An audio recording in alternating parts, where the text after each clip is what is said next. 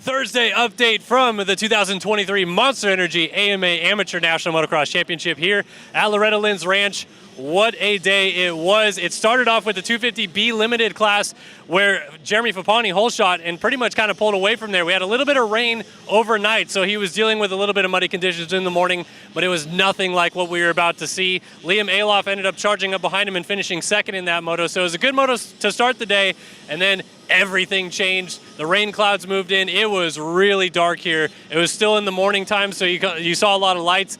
The lightning started flashing, and it was pouring rain. Basically from about 8 a.m. to 2 p.m., we had constant rain out here, flooded the racetrack, and while we were originally in a delay for lightning, we eventually became into a delay literally just for the fact that it was so wet on the track. They wanted to wait for the rain to stop before they could go out and clean up the track, make sure that we didn't lose the track this week and it would get completely blown apart. So we waited for that rain to stop. We were in about an 8-hour delay by the end of it. We did not get any racing in from about 8 a.m. until 4 p.m. today, which is just mind-boggling, really. Had a long day here without racing. But we did get some racing off this afternoon. As you can see, it's quite dark. We still have a 65cc 7-9 class on the track right now. When we started again, it was the 65 class originally that went out there, but then the Mini Senior 1 class was next.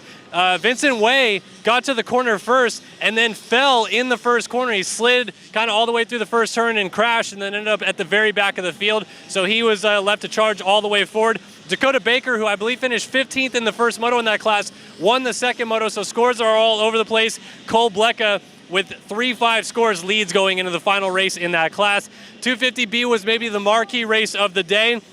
Krystian Janik got the early lead in that one and pretty much pulled away from there. He was able to grab that win ahead of Drew Adams, his teammate. So the Cowie boys looking pretty strong in that second moto.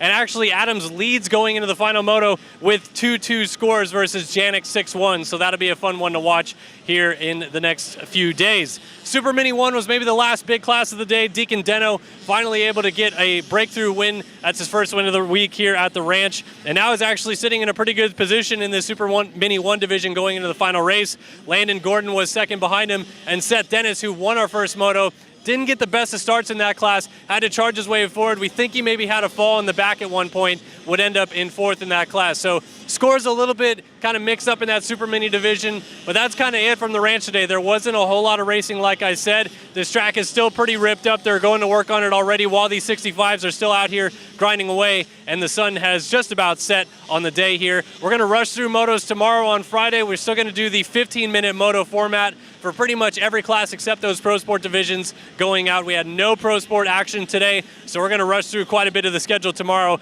and hopefully start crowning champions by the end of the day. So that's your Thursday update here from Loretta's. We'll see you on Friday for some more action.